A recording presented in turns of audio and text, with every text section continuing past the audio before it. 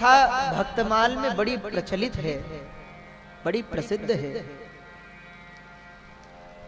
एक अंतर्निष्ठ राजा की कथा भक्तमाल में। वो राजा कभी भगवान का नाम नहीं लेता, कभी पूजा नहीं करता, कभी आरती नहीं करता। और उस राजा की जो पत्नी थी रानी, वो नित्य ठाकुर जी की सेवा करती थी और अष्ट प्रहर की सेवा करती थी। 8 काल भगवान को जगाना, भगवान को भोजन कराना, भगवान को विश्राम कराना, स्नान कराना, इसी में उसका पूरा दिन चला जाता है। अष्टयाम की सेवा करती थी। रानी को सब प्रसन्नता थी, बस एक बात का दुख था। रानी जब जब मन में सोचती कि और तो सब ठीक है, लोग समझते हैं कि मैं सौभाग्यवती हूं, पर लेकिन सच्चे अर्थ में देखा जाए मैं सौभाग्यवती नहीं हूं। सौभाग्यवती किसे कहा जाता है? जिस स्त्री का पति जीवित होता है। पर रानी मन में सोचती कि लोगों को तो लगता है, पर सच्चे अर्थ में मैं सौभाग्यवती नहीं हूं। क्यों? बोले हमारा पति जीवित तो है, राजा जीवित तो है, पर जो कभी भगवान का नाम ना ले वो तो मरे हुए के समान है। ये राजकाज देखते हैं, प्रजा का अच्छा ध्यान रखते हैं, हमारा अच्छा ध्यान रखते हैं, सब ठीक है, पर कभी भगवान का स्मरण नहीं करते।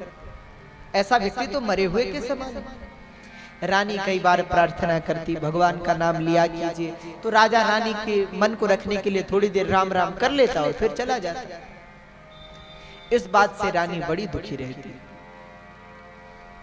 एक दिन अर्धरात्रि का समय था, राजा रानी दोनों पलंग पर सोए हुए थे। एकाएक रानी को तो निद्रा नहीं आ रही थी। वो तो यही सोचती कि अरे मेरे पति भी अगर भगवान का भजन करते, भगवान का स्मरण करते, और सच्चे अर्थ में जिन्होंने भगवान का स्मरण किया वही ही जीवित है, बाकी तो मृतक तुल्य है जिसने कभी भगवान का स्मरण न किया। इस बात को सोच ही रही थी कि तभी गहरी नींद में सोए राजा ने बड़ी जोर से, बड़े आर्त स्वर से कहा, हे कृष्ण।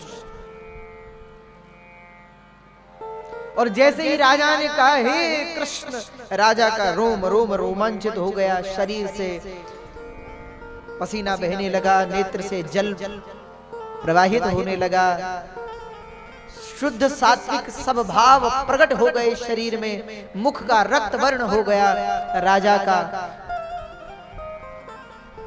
भाव से राजा ने कहा हे कृष्ण। जो कहा रानी सोई तो नहीं थी, एकदम से जागी उठी। जो दीपक जलाया, राजा की अवस्था देखी, राजा का स्पर्श किया कि नहीं क्या हो गया, तो राजा के हृदय में जो प्रेम था वो रानी में आ गया, तो उसके आंखों से भी आंसू बहने शुरू। भक्ति भी तो संक्रामक रोग है, फैलती है। राजा की भक्ति रानी में आ गई और रानी की आंखों से अश्रुधारा बहना शुरू हो गया। थोड़ी देर जब रानी अपनी स्थिति में आई तो उसने विचारा, अरे मैं तो बेवजह चिंता करती थी कि मेरे पति भक्त नहीं है, ये तो मुझसे भी बड़े भक्त भगवान के, क्योंकि इतने आर्तनाद में और इतनी भक्ति उत्पन्न किसी सामान्य जीव में नहीं हो सकती। देखिए कृष्ण तो हम भी कह रहे हैं हे कृष्ण, पर लेकिन जब कोई भक्त प्रेम में भरकर आर्तनाद में भगवान को पुकारते हुए कहता है, जैसे दसम स्कंद के रास पंचाध्याय में गोपियां कह रही हैं, हा नाथ रमण प्रेष्ठ क्वासी क्वासी महाभुज, हे नाथ हा नाथ रमण प्रेष्ठ, हा नाथ। उस नाद में जो क्रंदन है, उस नाद में जो आर्तता है, वो हर किसी के वाणी में नहीं हो सकती। रानी समझ गई, बड़ी प्रसन्न हुई उसने। एक बार तो मन में आया कि राजा को जगाऊं, फिर सोचा नहीं नहीं, लगता है भाव में कुछ लीला देख रहे हैं भगवान की, इसलिए मुख से निकल गया शब्द। प्रातः काल होते ही राजा तो अपने नित्य कर्म की तरह स्नान करके अपने राज्य की ओर चले गए। अपनी राज सभा में चले गए और शाम को सब काम निपटा करके रानी के महल में प्रवेश किया। तो आज जब महल में प्रवेश किया तो राजा ने क्या पाया? बोले चारों ओर दीपक जगमगा रहे, सारा महल दीपकों से चमक रहा है। ऐसा लगता है मानो आज दीपावली हो। चारों ओर पुष्प ही पुष्प से तोरण द्वार सजे हुए हैं और रानी हाथ में आरती की थाल लेकर खड़ी है। जो राजा आए आरती उतारी राजा की, बिठाया। राजा ने पूछा देवी आज ये सब क्यों? रानी की आंखों में कुछ आंसू भर आए, कंठ कुछ अवरुद्ध हो गया। फिर भी रानी ने बोलने का प्रयास किया। राजा से कहा महाराज आज आपका जन्म दिवस है। जन्म दिवस है? नहीं नहीं देवी आज हमारा जन्म दिवस नहीं है, तुम्हें कुछ गलती हो गई। रानी ने कहा नहीं नहीं महाराज आज ही आपका जन्म। राजा ने कहा नहीं नहीं देवी मुझे पता है आज मेरा जन्म दिवस नहीं है। रानी ने कहा महाराज मेरे लिए तो आज ही आपका जन्म दिवस है। क्यों? तो रानी ने रात्रि में घटी सारी घटना राजा को बताई। बोले मैं तो सोचती थी कि आप भक्त नहीं है, आप भगवान का स्मरण नहीं करते, आप भगवान को नहीं मानते, पर आप इतने बड़े भक्त भगवान के हैं मैं कभी जान ही नहीं सकी। महाराज जब रात्रि में आपने हे कृष्ण कहा मेरा रोम रोम रोमांचित हो गया, हृदय में शुद्ध सात्विक भक्ति प्रकट हो गई। राजा ने बात को टालना चाहा, बात को घुमाना चाहा, बात को मोड़ देना चाहा। बोले नहीं नहीं देवी ऐसा नहीं हो सकता, कुछ निकल गया होगा मुख से। बोले नहीं नहीं मारे किसी सामान्य व्यक्ति के कृष्ण कहने में और भक्त के कृष्ण कहने में बहुत अंतर है। आप भक्त हैं मैं जान चुकी, अब मत छिपाइए। और फिर महाराज मैं भी पतिव्रता हूं, पति के स्वभाव को जानने वाली हूं, मैं जान चुकी हूं।